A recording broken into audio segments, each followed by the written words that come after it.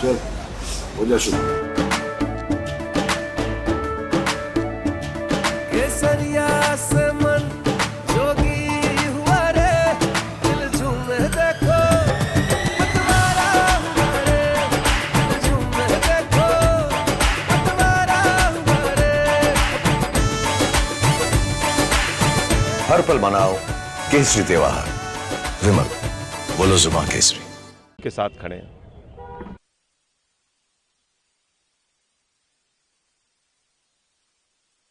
आए हैं हम उनको लाएंगे, कहते हैं कि नहीं कहते? कात्यायन जी, आप राम को ला सकते हैं क्या? मेरी हैसियत है राम को लाने की क्या? किसी की यहां बैठे हुए किसी व्यक्ति की हैसियत है प्रभु श्री राम को लाने की हैसियत है क्या किसी की? बताओ, हैसियत है क्या? अरे ईश्वर है, भगवान है, हमारे आराध्य है, हमारे देवता है, वो इंसान को लाते हैं, वो इंसान की तकदीर बनाते हैं। और गलत काम करोगे तो तकदीर को बिगाड़ने का भी काम करते हैं। हमारे प्रभु श्री राम ने जान लिया है कि तुमने 10 साल के अंदर इस देश की जनता को धोखा दिया, तो जिसको राम लाए हैं उसको राम विदा भी करेंगे इस बार। ये मैं आपसे कहना चाहता हूं। क्या कह रहे हैं? 400 पार, 400 पार। मुझे पत्रकारों ने कहा, संजय सिंह जी, मोदी जी कह रहे हैं 400 पार। मैंने कहा वो 600 पार भी कह सकते हैं। कहने लगे कैसे? मैंने कहा अखंड भारत से 600 सीटें आ जाएंगी उनकी। कुछ पाकिस्तान से आएंगी, कुछ बांग्लादेश से आएंगी, कुछ श्रीलंका से आएंगी, कुछ नेपाल से आएंगी। अखंड भारत से 600 सीट आ सकती है। बोले तो ये 400 पार का नारा क्या है? मैंने कहा मैं बताता हूं 400 पार। गए बंगाल में मोदी जी, कहने लगे 200 पार, 200 पार, 200 पार, आई 73 सीट। गए झारखंड में, कहने लगे 65 पार, 65 पार, 65 पार, आई 23 सीट। गए महाराष्ट्र में, कहने लगे 150 पार, 150 पार, 150 पार, आई 105 सीट। गए हरियाणा में, कहने लगे 75 पार, 75 पार, 75 पार, आई 40 सीट। गए कर्नाटक में, कहने लगे 130 पार, 130 पार, 130 पार, आई 65 सीट। आए दिल्ली में, कहने लगे 45 पार, 45 पार, 45 पार, आई 8 सीट। गए मिजोरम में, कहने लगे 21 पार, 21 पार, 21 पार, आई 1 सीट। अब कह रहे 400 पार, 400 पार, 400 पार। जनता करे तड़ी पार, तड़ी पार, तड़ी पार। करना है कि नहीं तड़ी पार? इनको करना है ना? हाथ उठा के बताओ, करना चाहते हो ना इनको तड़ी पार? और क्यों तड़ी पार करना है? क्योंकि ये कैंट का एरिया है, भारत माता की रक्षा करने वाले लोग यहां रहते हैं।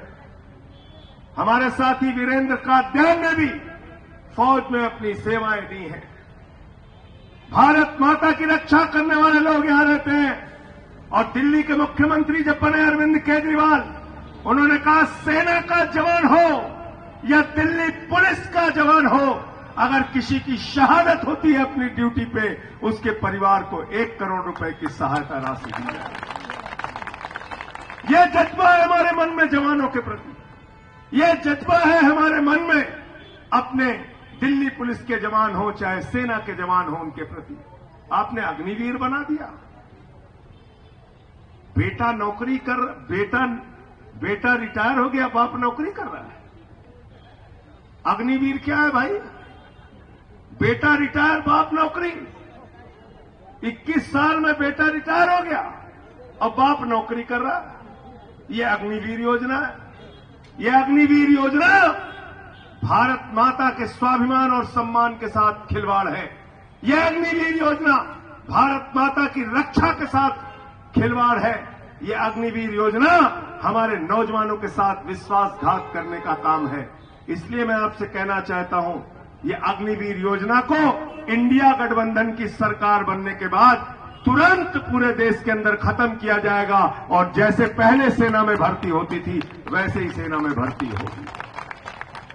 मुझे अफसोस है, भारत के प्रधानमंत्री, दुनिया के इतने विशाल देश के प्रधानमंत्री, दुनिया के सबसे बड़े लोकतंत्र के प्रधानमंत्री, हमारे भारत के प्रधानमंत्री 10 साल के बाद जाते हैं उनके पास कोई रिपोर्ट कार्ड नहीं है, नहीं बताते शिक्षा पे क्या किया, नहीं बताते अस्पतालों के लिए क्या किया, नहीं बताते सड़कों के लिए क्या किया, बिजली के लिए क्या किया, पानी के लिए क्या किया। 10 साल के बाद जाते हिंदू मुसलमान कर रहे हैं, हिंदू मुसलमान के नाम पे वोट चाहते हैं, कहते हैं ये संपत्ति लेके भाग जाएगा, वो मंगलसूत्र लेके भाग जाएगा। आप बताइए बहन जी, मंगलसूत्र लेके भाग जाएगा कोई आपका? डंडा लेके दौड़ा लेंगे हम लोग, कोई आके हाथ दिखाए मंगलसूत्र पे, ऐसे मंगलसूत्र लेके भाग जाएगा कोई? अरे मंगलसूत्र 24,000 रुपए में बनता था तोला। 2014 में कितना दाम था सोने का? 24,000 रुपए तोला। आज कितना दाम हो गया? 75,000 रुपए तोला। तो मंगलसूत्र तो चोरी करने का काम बीजेपी के लोगों ने किया है, उनसे सवाल पूछो। कहते हैं संपत्ति लेके भाग जाएंगे। मैं बताता हूं कौन संपत्ति लेके आपकी भाग रहा है। आप बताना, पूरी आवाज से, जोर से बताना, नरेंद्र मोदी जी के सबसे करीबी दोस्त का नाम क्या है? जोर से बोलिए, पूरी आवाज में आना चाहिए। कोयला किसको दिया? गैस किसको दिया? बिजली किसको दिया? पानी किसको दिया? सड़क किसको दिया? स्टील किसको दिया? सेल किसको दिया? रेल किसको दिया? बैंक किसको दिया? 2.5 लाख करोड़ रुपए का कर्जा किसको दिया? हम इंडिया के लिए काम करते हैं, मोदी जी अडानी के लिए काम करते हैं। आपकी सारी संपत्ति अपने दोस्तों को देने का काम भारत के प्रधानमंत्री ने किया है। देश की बैंकों को लूटने का काम इनके दोस्तों ने किया। 20,000 करोड़ लेके नीरव मोदी भाग गया, 10,000 करोड़ लेके विजय माल्या भाग गया, 6,000 करोड़ लेके नितिन संदेशरा भाग गया, 3,000 करोड़ लेके ललित मोदी भाग गया। बैंकों पे डकैती डालने का काम किया। इसलिए मैं आपसे कहने के लिए आया हूं, विनती करने के लिए आया हूं, आपकी संपत्ति को अगर कोई लूटने का काम कर रहा है और प्रधानमंत्री और उनके चंद पूंजीपति दोस्त लूटने का काम कर रहे हैं। 15 लाख करोड़ रुपए पूंजीपतियों का माफ किया गया।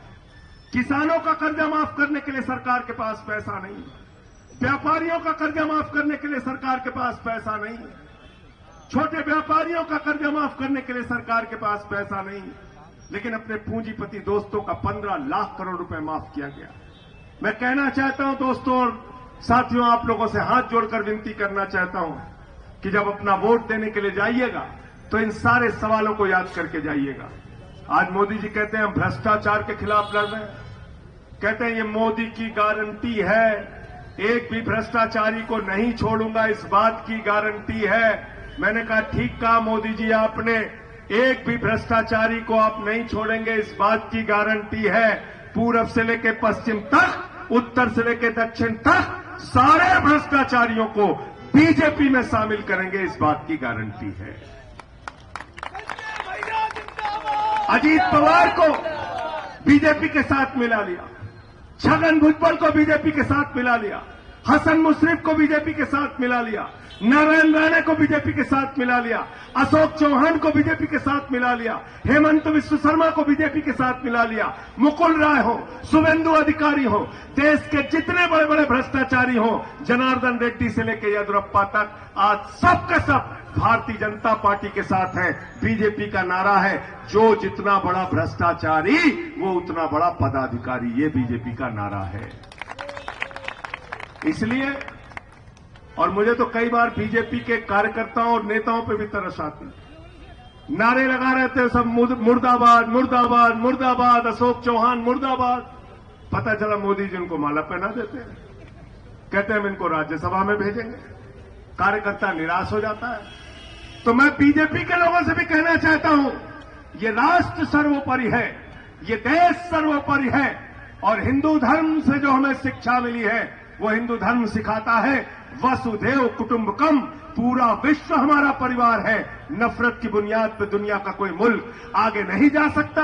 हिंदू धर्म की शिक्षा है, हम पूजा खत्म करते हैं तो कहते हैं धर्म की जय हो, अधर्म का नाश हो, प्राणियों में सद्भावना हो, विश्व का कल्याण हो। हिंदू धर्म और सनातन धर्म ये कहता है पूरे विश्व का कल्याण हो और प्राणियों के अंदर सद्भावना हो। आप दुर्भावना फैलाने का काम बंद कीजिए। इससे यह देश आगे नहीं जाएगा। अंत में फिर से आपसे एक विनती और निवेदन करते हुए कि 25 मई को झाड़ू पर बटन दबाकर अपने प्रत्याशी सोमनाथ भारती जी को यहां से जिताइएगा। इंडिया गठबंधन के प्रत्याशी हैं, आम आदमी पार्टी के प्रत्याशी हैं और झाड़ू बहुत काम की चीज होती है। घर की सफाई करनी हो तो क्या चाहिए? क्या चाहिए? मोहल्ले की सफाई करनी हो तो, जिले की सफाई करनी हो तो, अरे दिल्ली की सफाई करनी हो तो, देश की सफाई करनी हो तो, और अगर किसी के दिमाग पर भूत सवार हो जाए तो क्या चाहिए? क्या चाहिए? देखा है ना हमारे यहाँ गांव में, जब किसी को भूत सवार हो जाता है तो उसको 4 लोग पकड़ के उठा के लेके जाते हैं। ओझा उसको मार झाड़ू मार झाड़ू मार झाड़ू, उसका दिमाग ठीक कर देता है। तो आज सत्ता का भूत जिन लोगों के ऊपर सवार है, उनका भूत उतारने का भी काम यही झाड़ू से करना है। बहुत बहुत शुक्रिया, बहुत बहुत धन्यवाद। इंकलाब, इंकलाब, आम आदमी, आम आदमी।